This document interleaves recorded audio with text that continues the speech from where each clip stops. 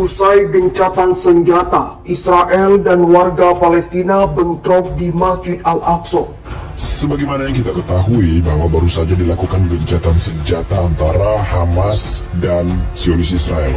Nah, belum lama kita mendengarkan tentang gencatan senjata ini. Saya baru saja melihat salah satu update dan beberapa sudah merepost di Instagram dan sosial media lainnya terkait penyerangan yang dilakukan oleh polisi Zionis Israel pada saudara kita di Al-Quds yang sedang melakukan ziarah di sana. Dan saya pikir ini sebuah tindakan yang menyalahi bahwa telah terjadi gencatan senjata dan kita tidak tahu apakah akan terjadi serangan balik antara kedua kubu. Hamas memberikan teguran yang keras kepada Israel ketika ingin melanggar gencatan senjata ini. Polisi Israel dan warga Palestina kembali terlibat bentrok di kompleks Masjid Al-Aqsa, Yerusalem pada Jumat siang 21 Mei 2021. I'm here today to fight for humanity. I'm here today to fight for justice for the Palestinian people. I'm here today to call for an end to the violence and for immediate ceasefire to save the lives of innocent people, including women and children. Polisi Israel menembakkan granat kejut yang dibalas oleh lemparan batu serta bom Molotov oleh warga Palestina. Bentrokan terjadi usai sholat Jumat dan hanya beberapa jam setelah pemerintah Israel dan Hamas mengumumkan gencatan senjata di jalur Gaza. Demikian diwartakan Reuters. نحن نفتخر بأهل وشباب أهل غزة. إحنا دائما منصورين دائما وأبدا. إن شاء الله هذا الحلو بنوزعه إن شاء الله عن أرواح شهدائنا وعن النصر دائما حليفنا إن شاء الله منصورين دائما يا رب العالمين. Ribuan warga Palestina berkumpul di area di sekeliling kompleks Masjid Al-Aqsa usai sholat Jumat. Mereka bertahan untuk menggelar demonstrasi mendukung warga Gaza sembari berteriak-teriak dan mengibarkan bendera Palestina. Juru bicara polisi Israel mengklaim bentrokan dipicu oleh lemparan batu dan bom Molotov dari kelompok Palestina. Akibatnya, polisi Israel membalas dengan membubarkan kerumunan. Mesir maupun utusan dari Amerika Serikat untuk sana untuk diminta ada deeskalisasi daripada ketegangan yang ada di sana kepada Netanyahu.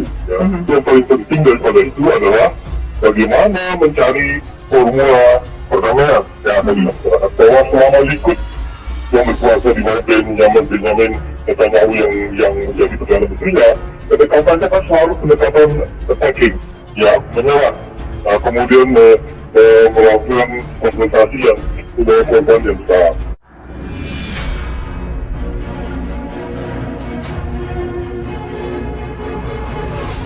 Sementara menurut fotografer Reuters di lokasi, polisi Israel menambahkan granat kejut ke arah Palestina.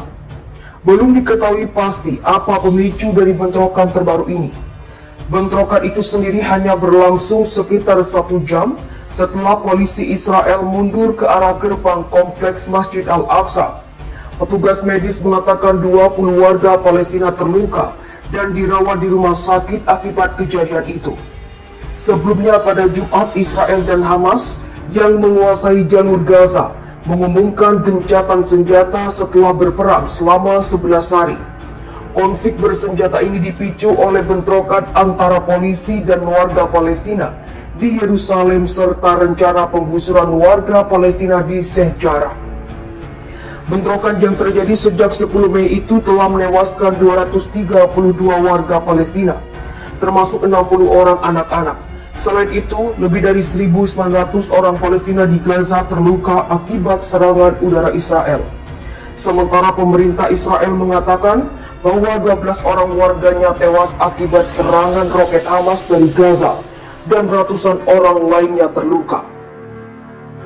21 orang luka dalam bentrokan usai sholat Jumat di Masjid Al-Aqsa.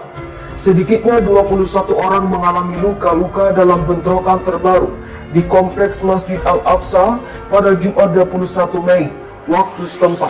beberapa jam setelah gencatan senjata disepakati oleh Israel dan Hamas yang menguasai Gaza. Seperti dilansir AFP, Sabtu 22 Mei 2021, bentrokan terbaru ini dilaporkan terjadi antara warga Palestina dengan polisi Israel di kompleks Masjid Al-Aqsa setelah sholat Jumat pada Jumat 21 Mei waktu setempat.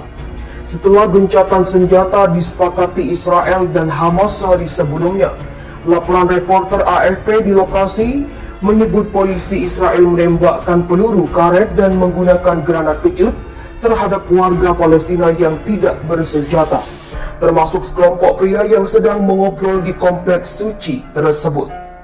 Sejumlah pemuda yang ada di lokasi, menurut reporter AFP, merespon dengan melemparkan batu ke arah polisi Israel. Bulan Sabit Merah Palestina dalam laporannya menyebut 21 orang mengalami luka-luka dalam bentrokan tersebut, termasuk 2 orang yang harus dirawat secara medis di rumah sakit setempat. Kepresidenan Palestina dalam pernyataannya mengecam pasukan pendudukan Israel yang menyerbu Masjid Al-Aqsa setelah sholat Jumat dan serangan mereka terhadap para jemaah. Secara terpisah, juru bicara kepolisian Israel, Miki Rosenfeld, menyatakan kerusuhan pecah di kompleks Masjid Al-Aqsa.